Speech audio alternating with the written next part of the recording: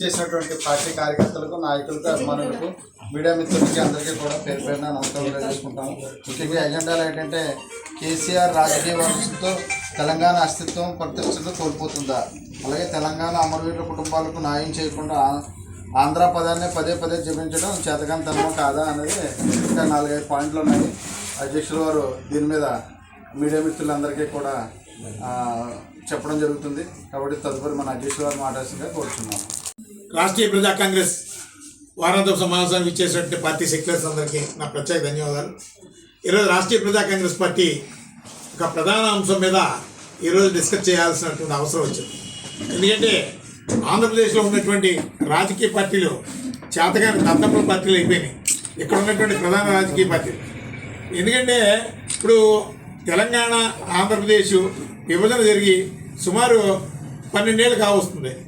ఈ 12 ఏళ్ల తరుణంలో ఎవరి రాష్ట్ర ప్రయోజనాలు, ఎవరి రాజకీయ కార్యక్రమాలు వాళ్ళు నిర్వహించుకుంటున్నారు. ఇంకా కొంతమంది కేసీఆర్ వారసులు తెలంగాణ నుంచి హైదరాబాద్ వేదికగా చేసుకొని ఇష్టానుసారం పిచ్చి పిచ్చి మాటలు మాట్లాడుతున్నారు. దానికి మీద కనీసం స్పందన కూడా లేదు ఇక్కడ ఉన్నటువంటి చేతగాని దద్దమ్మలు. ఎందుకంటే వారు అక్కడ కొంతమంది కవిత లాంటి వాళ్ళు, అలాగే ఎవరో పృథ్వీరాజ్ అనేటటువంటి ఎవరో అతను తెలంగాణ ఉద్యమంలో ఉన్నారట. అక్కడ రాష్ట్ర విభజన జరిగింది తెలంగాణలో. ఈ రోజుకి ఆ రోజు మీరు ఉద్యమంలో అక్కడ ప్రజలు నమ్మించారు. నీళ్లు కొలువులు అని ఇష్టం వచ్చినట్టు వాగ్దానాలు చేశారు. ఏ విధమైనటువంటి మీరు కొలువులు భర్తీ చేయలేదు, నీళ్లు తెచ్చివ్వలేదు. అక్కడ అమరవీరుల కోసం, అమరవీరుల కుటుంబాల కోసం ఏ రోజు మీరు కనీసం స్పందించలేదు. కేవలం కిరాయి ఉద్యమాలని కొంతమంది వేదికగా చేసుకొని ఒక ఉపాధి మార్గంగా మార్చుకున్నారు. అందుకని రాష్ట్రీయ ప్రజా కాంగ్రెస్ పార్టీ నుంచి నేరుగా చెప్తున్నాం, అలాంటి పిచ్చి ప్రలాపనలు మాట్లాడితే ఖచ్చితంగా సరైనటువంటి రీతిలో గుణపాఠం చెప్పాల్సిన అవసరం వస్తుందని చెప్పి ఈరోజు రాష్ట్రీయ ప్రజా కాంగ్రెస్ పార్టీ నుంచి హెచ్చరించడం జరుగుతుంది. ఎందుకంటే తెలంగాణ ప్రజలంటే ఆంధ్రప్రదేశ్ ప్రజలకి ఎంతో మమేకం. ఎందుకంటే ఇప్పుడు వాళ్ళకే జరిగింది కేంద్రం మూలంగా అన్యాయం, ఇక్కడ ఆంధ్రలో మోసపోయారు. మనం ఇరు రాష్ట్ర ప్రజలు ఒక ఐక్యతగా ఉంటే కేంద్రం నుంచి రావాల్సినటువంటి రప్పించుకొని ఈ 2 రాష్ట్రాలు ఎంతో చక్కగా గొప్ప అభివృద్ధి పదంలో నడుస్తాం. అంతేగాని మీరు సోయలేనటువంటి మాటలు మీ ఇష్టానుసారం అలా అనుకుంటే మొట్టమొదట ఈ పృథ్వీరాజు లాంటి వాళ్ళకి ఏదైనా చరిత్ర తెలిస్తే సిగ్గుంటే ఇక్కడ నేను ఒక మాట చెప్తున్నాను. ఎస్పీ బాలసుబ్రహ్మణ్యాన్ని వ్యతిరేకించడంలో మీరు ఈరోజు మా ఆంధ్రప్రదేశ్ రాజమండ్రిలో వాజ్పేయి గారి విగ్రహాన్ని పెట్టారు. వాజ్పేయి గారిని ఎక్కడని అడగడం ఏంటి? ఆయన భారతీయుడు, ఈ దేశం గర్వపడే ఒక ప్రధానమంత్రిగా అతను పనిచేశారు. కొంతమంది నాయకులకి, కొంతమంది నేతలకి ప్రాంతం పరిమితి చేయకూడదు. అలా అనుకుంటే శ్రీమద్ ఆంధ్ర భాగవతం ఎవరు రాశారు? పోతం రాశాడు, తెలంగాణ వేదిక. అలాగని ఆ రోజు ఇప్పుడు తెలంగాణ 69కి ముందు నుంచి కూడా సుమారు ఇప్పటికి 2000 ఏళ్ళు అయింది. శ్రీమద్ ఆంధ్ర భాగవతం అంటే ఆంధ్ర అనే పదం ఆ రోజు 2000 సంవత్సరాల క్రితమే ఉంటాయి. ఆంధ్ర మూలాలు ఉన్నాయి. కొంతమంది ఒక మానసిక వికలాంగుల్లో తయారైపోయి ఏదో మీరు బ్రతకడం కోసం ప్రజల మధ్య చిచ్చు పెట్టి అగ్గి రాజేసి మీరు కొంత తాత్కాలిక ప్రయోజనాలు పొందుతున్నారు. మేము ఒక్కడే చెప్తున్నాం, ఈరోజు నిజాం పేరు మొట్టమొదటి మీ ఆ తెలంగాణకు అవమానం. అలాగే రజాకారులు తెలంగాణ ఒక అవమానం. అదేవిధంగా ఉగ్రవాద మూలాలు ఉన్నటువంటి రాజకీయ పార్టీలు అక్కడ టెస్ట్ వేసుకొని కూర్చున్నాయి. మీకు అవమానం కాదా? దానికోసం మీరు మాట్లాడరా? నిజాము ఎన్ని అకృత్యాలు చేశాడు? తెలంగాణ వీరుల్ని, తెలంగాణ ఆడబిడ్డల్ని ఊచకోత కోసాడు, బలాత్కరించారు. రజాకారులు దాడులు ఎంతోమంది నష్టపోయారు. వాళ్ళ పేర్లు పెట్టి ఈరోజు తెలంగాణలో ఉన్న మీరు ఎవరో మాట్లాడరు. ఎస్పీ బాలసుబ్రహ్మణ్యం అనే వ్యక్తి కానీ, ఆ గాయకుడు కానీ, ఇతరత్ర మీరు అన్నటువంటి చుక్క సత్య గారు కావచ్చు, అలాగే ఎవరో ఇంకో ఫిల్మ్ స్టార్ పేరు ఏదో చెప్పారు మీరు. ఆ ఫిల్మ్ స్టార్ తెలంగాణ ఎవరు వద్దన్నారు? మీకు చేతనైతే ఆ విగ్రహాలు కూడా మీరు పెట్టండి. ఎవరన్నా ఆంధ్రులు వద్దన్నారా మిమ్మల్ని? చుక్క సత్య గారి విగ్రహం పెట్టొద్దని, ఆ పైడిరాజు గారి విగ్రహం పెట్టొద్దని ఎవరన్నా చెప్పారా? చెప్పలేదు కదా. మీరు ఆ విగ్రహాలు పెట్టొద్దు. ఇంకా రాష్ట్ర విభజన జరిగిన తర్వాత కూడా ఇవి చేయొద్దు. ఆంధ్ర మూలాలు అంటే ఆంధ్రులకి మీరు భయపడుతున్నారా?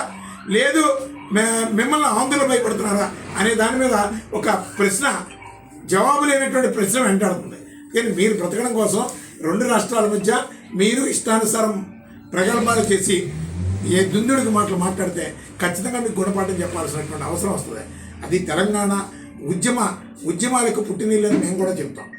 రాష్ట్ర విభజన మీ ఆత్మ బలిదానాలతో సాధించుకునేటువంటి రాష్ట్రం, మేమంతా గౌరవిస్తాం. అక్కడ విద్యార్థులు ఎంతోమంది కవులు కళాకారులు త్యాగాలతో ఆ రాష్ట్రం ఆవిర్భవించింది. ఇప్పుడు మాట్లాడుతున్నటువంటి కవితకి ఆమె ఏం మాట్లాడుతుందో తెలియదు. అలాగే కేబీఆర్ పార్కు కాసు బ్రహ్మానంద రెడ్డి గారట సుమారు 400 మంది చావుకి కారణం అయ్యారట. అసలు అర్థం లేనటువంటి మాటలు. ఆయన ఒక ముఖ్యమంత్రి స్థానంలో అతను పనిచేశారు, మంత్రి స్థానంలోనూ పనిచేసి ఆ తర్వాత ప్రభుత్వ కార్యక్రమాల్లో ఏవో చిన్న కార్యాచరణలు జరుగుతూ ఉంటాయి. అది తప్పు ఒప్పులు అనేది ఈ సందర్భంలో మనం వేలెట్టి చూపించడం అనేది ఎంత తప్పు. నిజంగా మీరు కాసు బ్రహ్మానందరెడ్డి కొంతమంది చావులకు కారణం అయితే అలా అనుకుంటే ఉమ్మడి ఆంధ్రప్రదేశ్లో కూడా చాలామంది చనిపోయారు అనేక ఉద్యమాల్లో.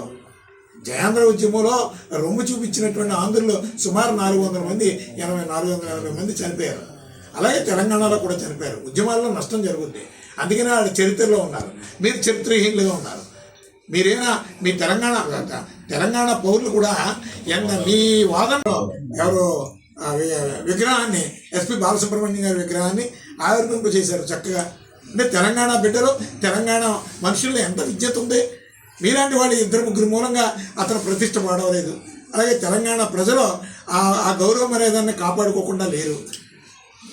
అదేవిధంగా మీరు ఆలోచించాలి. ఈరోజు మీ మూలంగా మీ కిరాయి గొంతుల మూలంగా ఈరోజు తెలంగాణ ఆంధ్రప్రదేశ్ మధ్య విభేదాలు సృష్టిస్తున్నారు. అలాగే శాంతి భద్రత సమస్యలు వస్తాయి. అక్కడ తెలంగాణ ప్రభుత్వం ఖచ్చితంగా సుమోటగా స్పందించి మొట్టమొదటి అలాంటి వాళ్ళ మీద చర్యలు తీసుకుంటే భవిష్యత్తులో ఇలాంటి ప్రమాదాలు రాకుండా పోతాయి. ఇప్పటికే నష్టపోయినటువంటి రాష్ట్రాలు ఏదైనా ఉంటే భారతదేశంలో ఆంధ్రప్రదేశ్ తెలంగాణ కేంద్ర కుట్రలకి బలైపోయినటువంటి రాష్ట్రాలు ఈ రెండు కూడా. ఈ రెండింటిని కలవకుండా కేంద్రం చేస్తున్నటువంటి ఒక పొలిటికల్ గేమ్లో ఇలాంటి పృథ్వీరాజు లాంటి వాళ్ళు, కవిత లాంటి వాళ్ళు, ఇలాంటి వాళ్ళు మాటలను కనీసం వినకుండా అలాంటి వారికి ప్రాధాన్యత ఇవ్వకుండా ఆంధ్ర తెలంగాణ ప్రజల ఐక్యతతో ఖచ్చితంగా అద్భుతమైనటువంటి భవిష్యత్తును సాధించుకోవాల్సిన అవసరం తెలుగు రాష్ట్ర ప్రజలకు ఎంతైనా ఉంది. అక్కడ పృథ్వీరాజు లాంటి వాళ్ళకి గుణపాఠం చెప్పండి.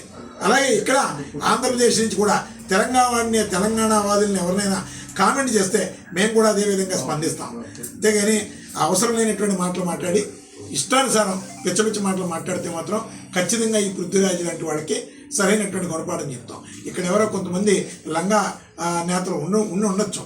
ఎందుకంటే హైదరాబాద్లో కొన్ని తప్పులు చేస్తూ వాళ్ళు వ్యాపారాలు లేదంటే ఇతరత్ర కొన్ని స్వప్రయోజనాలకి బలహీనుల్ని ఈరోజు మీరు మాట్లాడుతుంటే వాళ్ళు ఏం మాట్లాడకపోవచ్చు. అందుకని ఆంధ్రప్రదేశ్ నుంచి ఖచ్చితంగా ఈ వాయిస్ వినిపిస్తాం.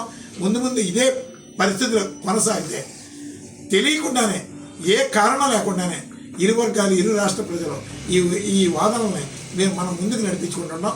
కేంద్రం హ్యాపీగా సంతోషిస్తూ ఉంటుంది. బలే కొట్టుకుంటున్నారు, బలే తిట్టుకుంటున్నారు. ఆ రెండు రాష్ట్రాలు సర్వనాశనం. తెలుగు రాష్ట్రాలు బలపడితే కేంద్రానికి భయం. ఎందుకంటే కేంద్రంలో ఈ తెలుగు వారంటే చాలా భయభక్తులుగా ఉంటారు. ఎందుకంటే తెలుగు రాష్ట్రాలు డెవలప్ అయితే వాళ్ళకి మనుగడ లేదు. తెలుగు రాష్ట్రాలు డెవలప్ అయితే ఢిల్లీ పంచులు తడుస్తాయి. ఆ రోజు కాంగ్రెస్ పార్టీ కావచ్చు, ఈరోజు భారతీయ జనతా పార్టీ కావచ్చు.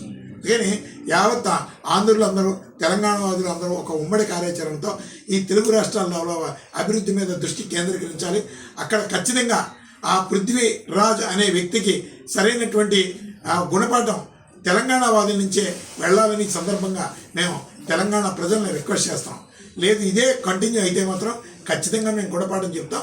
ఈ హైదరాబాద్ నుంచి పారిపోయి వచ్చినటువంటి పరిస్థితులు ఏం కనపడం. ఎందుకంటే జయాంధ్ర ఉద్యమ స్ఫూర్తి ఏ స్థాయిలో ఈ యావత్ భారతదేశంలో ఎంత ఉవ్వెత్తులు ఊరించిందో స్వాతంత్ర పోరాటంతో సమానమైనటువంటి ఉద్యమం ఆంధ్రప్రదేశ్ వేదికగా జరిగినటువంటి ఉద్యమం.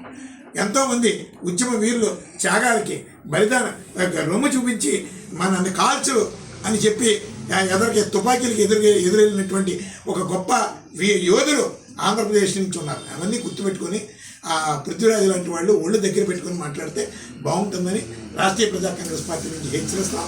అలాగే ముందు ముందు తెలంగాణ వాదులు కూడా ఒక మంచి సత్ప్రవర్తనతో ఆలోచన విధానాలతో ఆంధ్రులు ఎప్పుడు కూడా మీ మిత్రులు అని ఆలోచించండి. అలాగే తెలంగాణ వాదులు అందరూ కూడా మా శ్రేయోభిలాషులు, మనం ఒకప్పుడు కలిసే ఉన్నాం, మన అందరం తెలుగువారు అనే ఆలోచన భావంతో ఇలాంటి ఈ సూడో పర్సన్స్ని దూరంగా పెట్టి పృథ్వీరాజుకి మీరే ఖచ్చితమైనటువంటి గుణపాఠం చెప్పాలని చెప్పి ఈ సందర్భంగా తెలియజేస్తున్నాం. పృథ్వీరాజుకి మరో ఒక్క విషయం చెప్తున్నాం. చుక్కసత్రి గారు కావచ్చు, పైడిరాజు గారు కావచ్చు, ఎవరు ఫిలిం స్టార్ పైడిరాజు గారు అంటారు, వాళ్ళ విగ్రహాలు పెట్టించి చేతనైతే పెట్టించకుండా, అలాగే తెలంగాణకు అప్రతిష్టగా ఉన్నటువంటి నిజాం పేర్లు తొలగించమని ఉద్యమించు. నిజాము తెలంగాణ ఆడబిడ్డల్ని ఊచకొత కోయించాడు. అలాగే రజాకారులు ఘోరమైనటువంటి దాడులు చేశారు. వాటి మీద నువ్వు ఉద్యమించు, వాటి మీద నువ్వు మాట్లాడు, తెలంగాణ ప్రతిష్టను కాపాడుకో.